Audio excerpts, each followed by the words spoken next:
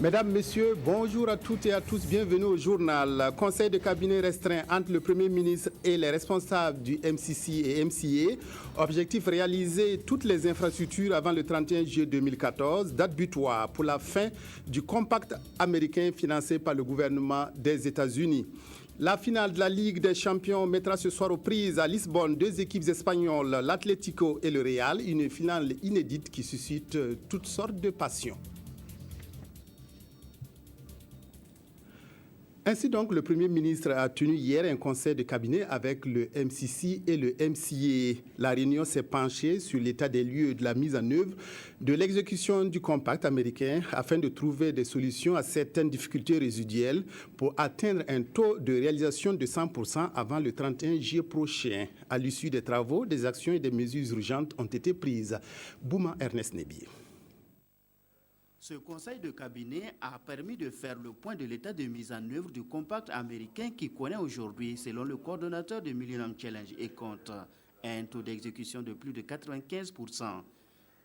Ce taux, même s'il a été jugé satisfaisant par le chef du gouvernement, des difficultés restent. Et c'est à ces difficultés résiduelles énumérées par le coordonnateur au cours de ce conseil qu'il faut vite trouver des solutions pour que le compact soit réalisé à 100% avant la fin du mois de juillet prochain, date prévue pour sa fin.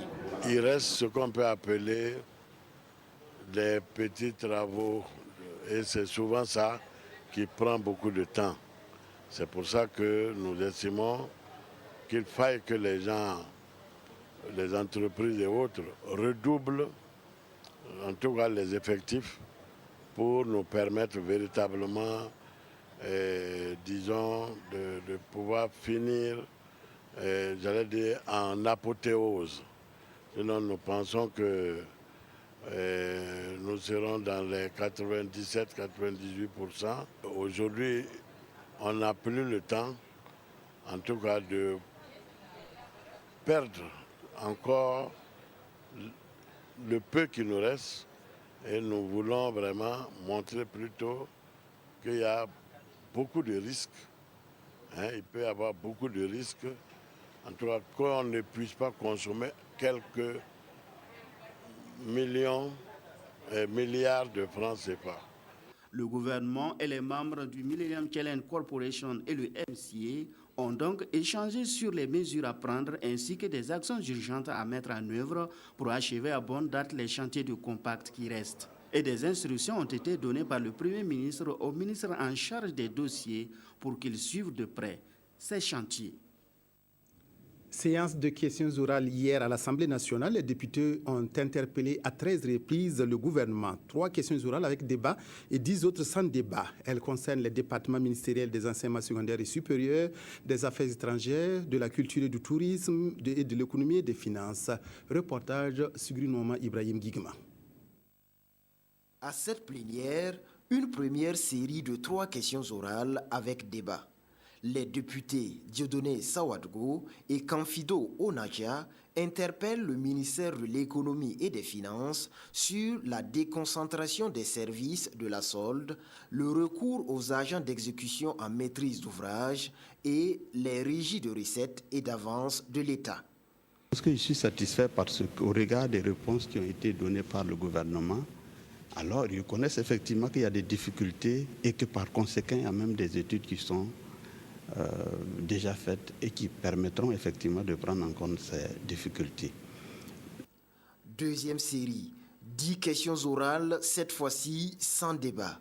Elles portent entre autres sur l'autonomie des universités, le bilan de la mise en œuvre du système licence master doctorat, la prolifération des écoles et instituts d'enseignement supérieur privés, le statut actuel de la Bibliothèque nationale du Burkina, la Semaine nationale de la culture, la sécurité alimentaire, la ratification de la Convention de Maputo par le Burkina Faso, puis les questions liées aux cartes consulaires biométriques pour les Burkinabés de Côte d'Ivoire, le statut du chef d'établissement d'enseignement secondaire. Des gens ne veulent plus la responsabilité de directeur au niveau des lycées et collèges parce qu'ils voient ce que leurs camarades vivent. Les questions ont eu des réponses. Ma satisfaction viendra dans le constat, n'est-ce pas, de la suite qu'on va donner à ces réponses. Chacun des membres du gouvernement au parloir de l'hémicycle a répondu en cette plénière à au moins 2 questions. Des réponses qui, pour la plupart, ont satisfait les auteurs des questions, certaines pas assez, et d'autres dont les députés ont dit en prendre acte. Les officiers et les agents de police judiciaire viennent d'achever une formation en technique d'enquête à Ouagadougou. L'atelier, organisé par le ministère de l'Administration territoriale et de la Sécurité, avait pour objectif de doter les agents de la police judiciaire de connaissances en technique d'enquête applicables aux femmes et aux mineurs qui, au regard de leurs spécificités, ont besoin de techniques adaptées. Bouma Ernest Nébier. Les techniques d'enquête applicables aux femmes et aux mineurs n'ont plus de secret pour ces officiers et agents de police judiciaire. Ils viennent de boucler une formation de 112 heures dans le domaine. On a pu apprendre beaucoup de choses lors de cette formation, voilà, à savoir les techniques d'enquête à adapter lorsque nous sommes en face des femmes et des enfants. Ce que nous avons pu apprendre tout au long de cette formation, ce sont les stratégies de communication avec les femmes et les mineurs, qu'ils soient victimes de violences ou qu'ils soient impliqués dans les infractions à la loi pénale. Et cela part justement des auditions, en passant par justement les palpations et autres mesures de police que les agents sont appelés à prendre au cours de ces investigations, de ces enquêtes.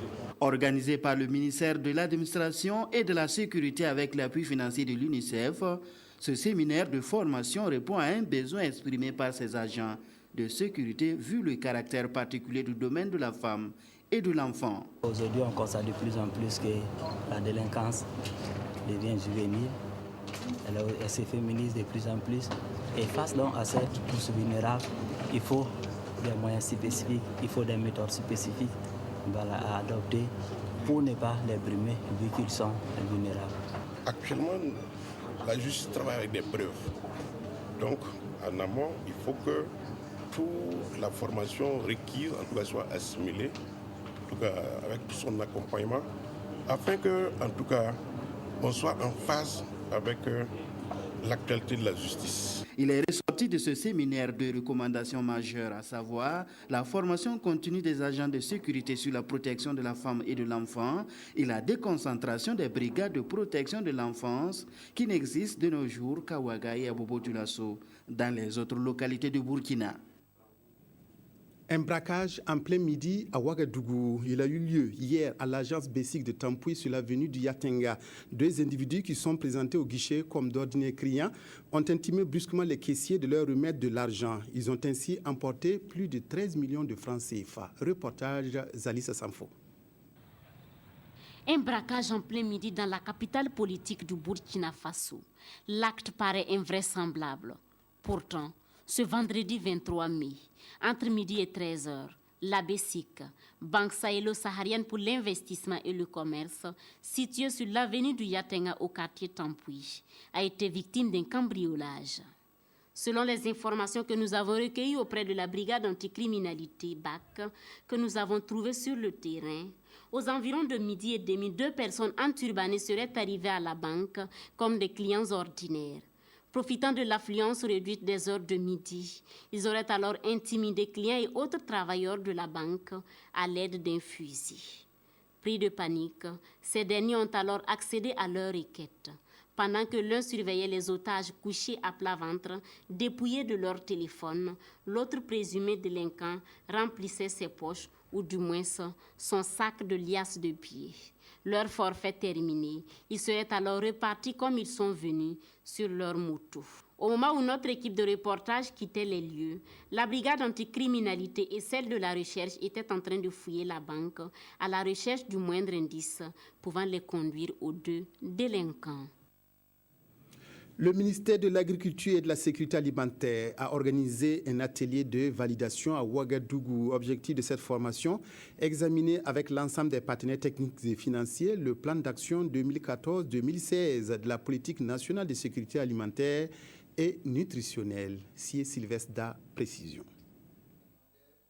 Les résultats de La stratégie nationale de sécurité alimentaire, faite en 2011 par le gouvernement et ses partenaires au développement, démontre que l'insécurité alimentaire demeure toujours une préoccupation majeure au Burkina Faso.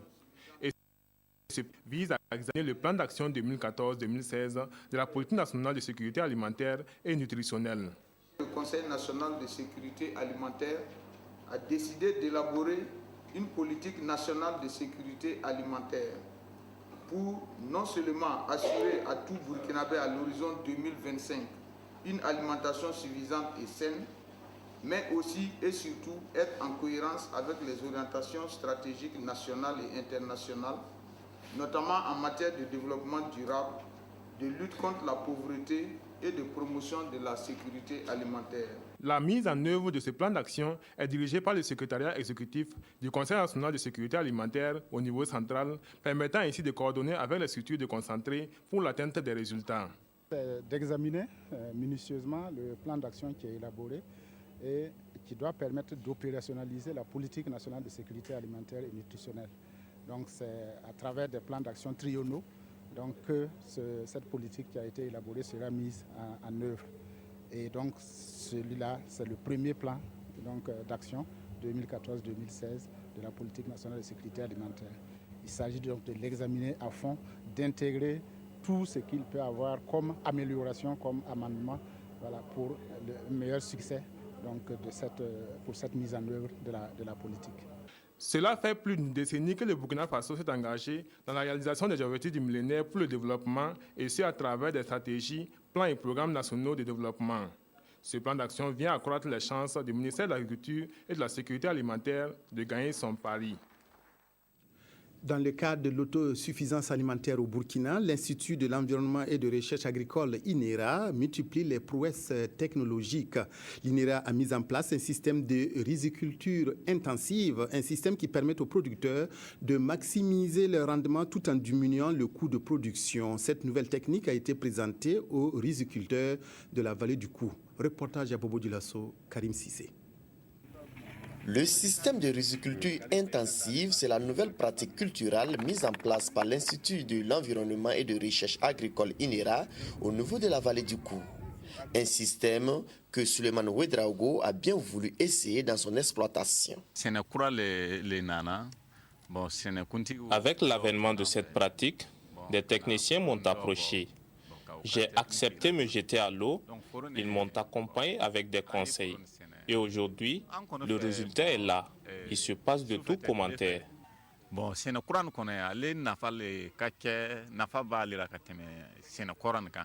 À travers cette visite commentée, il s'agit pour l'INERA de montrer aux riziculteurs les avantages de ce nouveau système culturel. Il s'agit donc de faire des économies d'abord au niveau des intrants, c'est-à-dire la quantité de semences à l'hectare qui passe de 50-40 kg à 15 kg. Et deuxièmement, il s'agit de réduire aussi la quantité d'engrais minéraux, notamment l'engrais trinaire, le NPK, dont on apporte la moitié, 100 kg au lieu de 200. Ensuite, il s'agit aussi d'économiser de l'eau.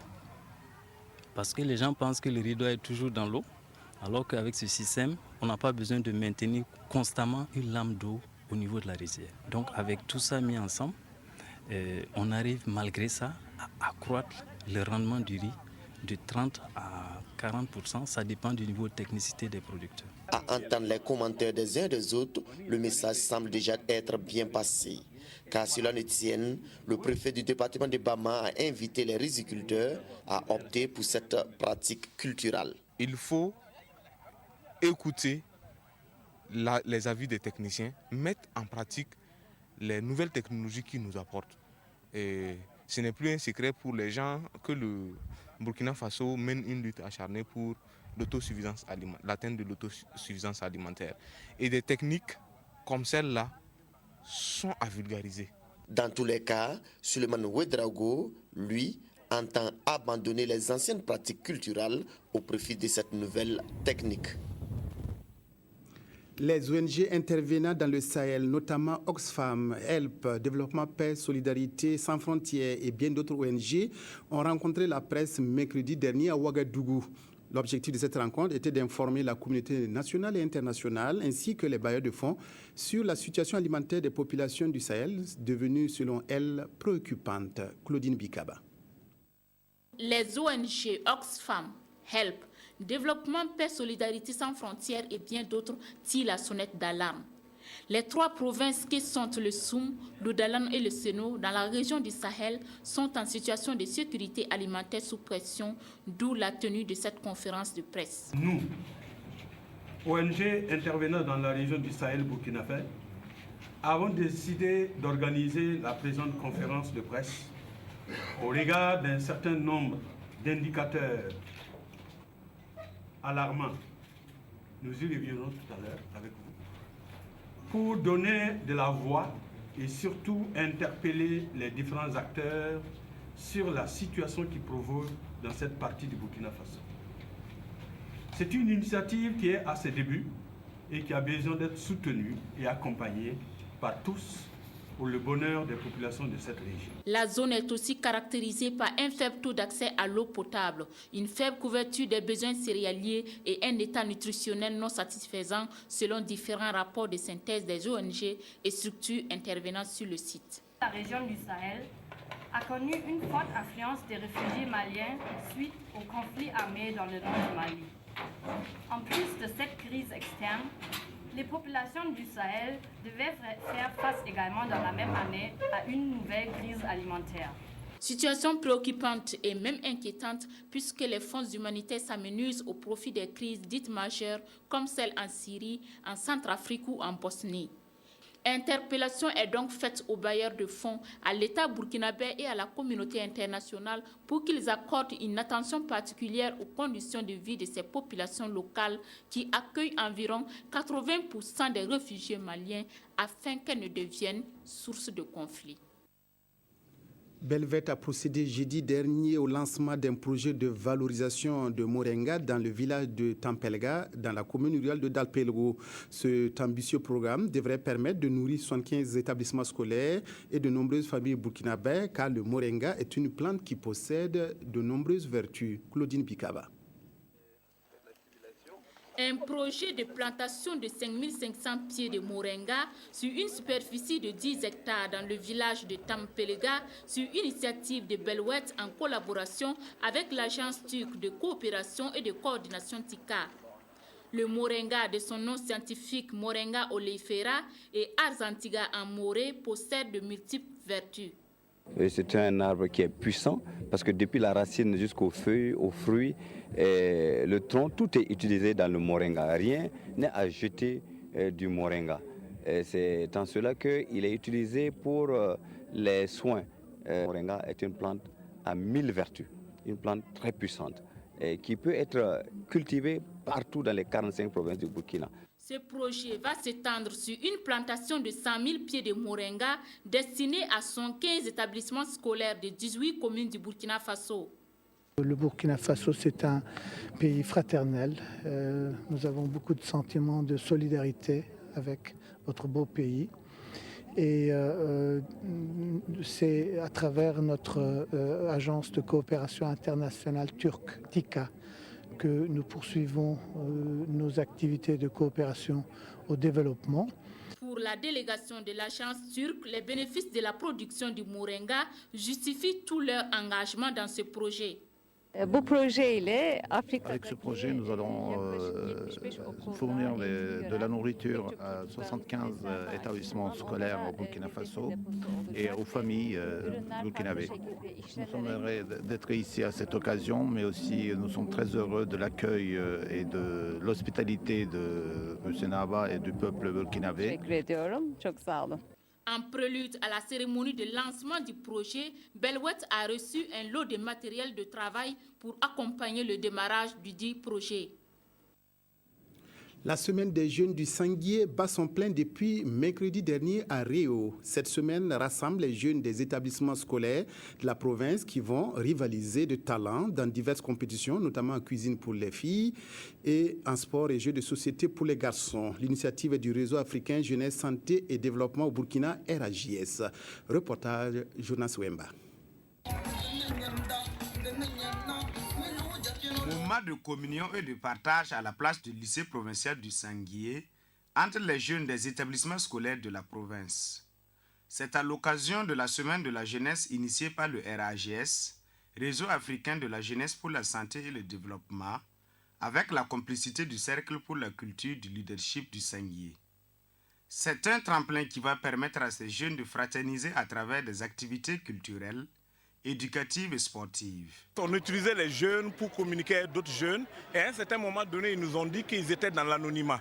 Et les pères éducateurs nous ont suggéré d'organiser une activité pour les permettre de se mettre en évidence par rapport aux autres sur leur apport au changement sociétal que nous menons au niveau du RAGS. Et c'était les 112 heures des pères éducateurs. Et avec le temps, on a compris qu'au lieu que ça se limite seulement aux pères éducateurs, on a élargi ça et c'est devenu la semaine des jeunes du Sanguier pour les permettre non seulement de s'épanouir et de pouvoir définir une vision de développement par rapport à leur statut de jeune et par rapport à leur statut de demain. Cette semaine est aussi un cadre d'information pour ces jeunes en matière de leur sexualité et de promotion de leur santé.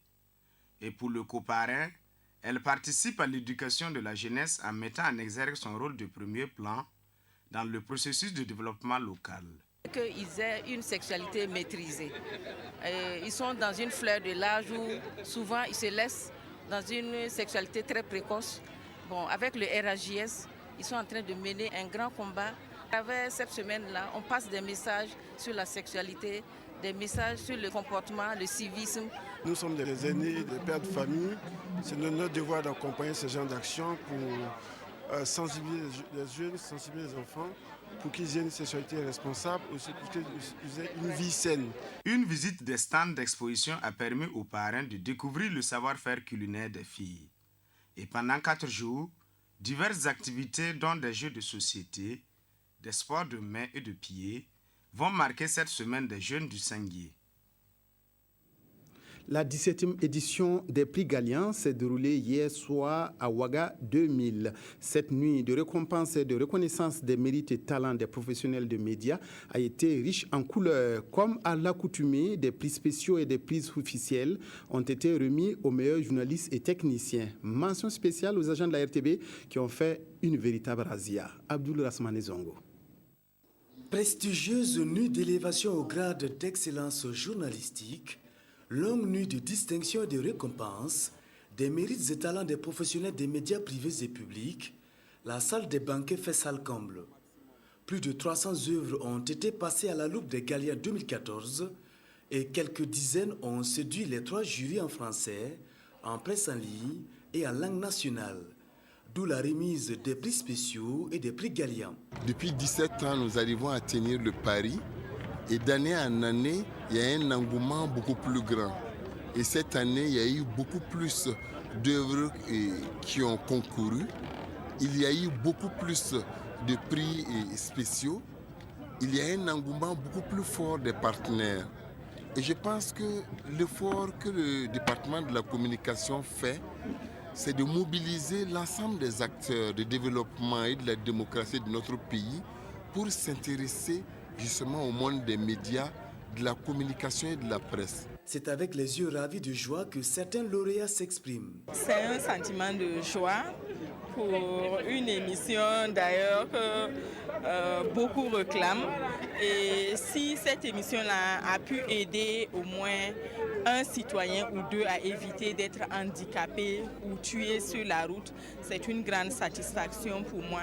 C'est une invite à travailler de plus pour pouvoir mériter la confiance du public. Si nos productions ont été reconnues dans un cadre si solennel comme celui des Galiens, notre joie ne peut être que plus grande. Je suis vraiment heureux pour avoir reçu ce prix. Mais au-delà de ma personne, c'est toutes les éditions citoyennes qui sont honorées. C'est une invite vraiment à œuvrer davantage pour en tout cas, le développement de la RTB de façon générale et de faire de bonnes productions encore davantage. C'est la première fois que je participais donc à une compétition au niveau national. Pour la première fois aussi, j'ai été primé, donc je ne peux être que satisfait. Un prix spécial, ça veut dire c'est bon mais c'est pas arrivé.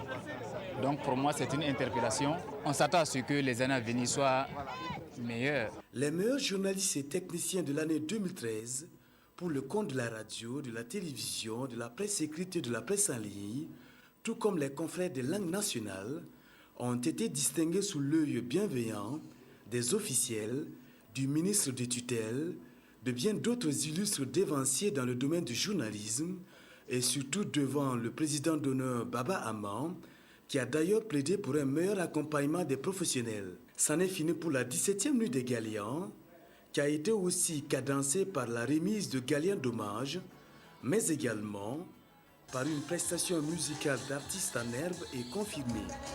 Tous les médias ont rivalisé, à l'image de la télévision nationale, qui a glané au moins une dizaine de prix. Félicitations à tous nos confrères. Kisto Coimbre était en concert jeudi 15 mai à la Maison du Peuple de Ouagadougou. Ce spectacle du champion du Welbindé entrait dans le cadre de son initiative de rassembler tous les jeunes artistes évoluant dans la musique traditionnelle burkinabé. Ce concert visait également à la promotion de la paix au Burkina. Claudine Bikaba. Ici, à la Maison du Peuple, Kisto Coimbre donne le meilleur de lui-même. Soirée assez spéciale pour l'artiste, entouré de ses fans et amis, venus lui prêter main forte à ce concert qu'il organise dans l'objectif de soutenir les jeunes évoluant dans la musique traditionnelle. J'avais cette idée-là, ça fait 9 ans comme ça. Mais l'idée est venue, mais comment commencer? Ce n'est que l'année passée, alors que j'ai eu le courage de dire ce que je voulais faire là. Mais les gens sont compris, mais n'ont pas apprécié comme moi. Et deuxième année, c'est maintenant, il y a une amis qui m'avait dit, qui m'a dit que non, ce que vous avez démarré, c'est bon. On ne va pas laisser, on va continuer. Voilà pourquoi il y a au moins 3 mois que j'ai commencé, en tout cas pour organiser ça. Kisto Coimbre évolue depuis plus de 25 ans dans la musique traditionnelle. Et ce soir, c'était l'occasion pour lui de faire l'historique de ses débuts dans la musique. Zougna Zagamda, un de ses amis, était également de la partie. Vraiment, je suis très content. Vous voyez, nous on était ici pas moins d'1 mois, 2 semaines seulement. Mais aujourd'hui, les gens sont sortis beaucoup pour encourager notre artiste. Donc je suis très content. Kisto Coimbre entend poursuivre son combat afin de promouvoir la culture burkinabé et partant la paix au Burkina Faso. Un détour par l'actualité internationale avant de nous séparer. Actualité internationale marquée par la finale de la Ligue des Champions qui se disputera ce soir au stade La Luz à Lisbonne. Une finale qui met aux prises les 2 équipes de la capitale madrilène, l'Atlético et le Real. Un derby à l'échelle européenne qui déchaîne les passions au regard de l'enjeu de cette finale. Les merengues sont à la recherche d'un 10e titre et leurs adversaires d'un soir d'un doublé.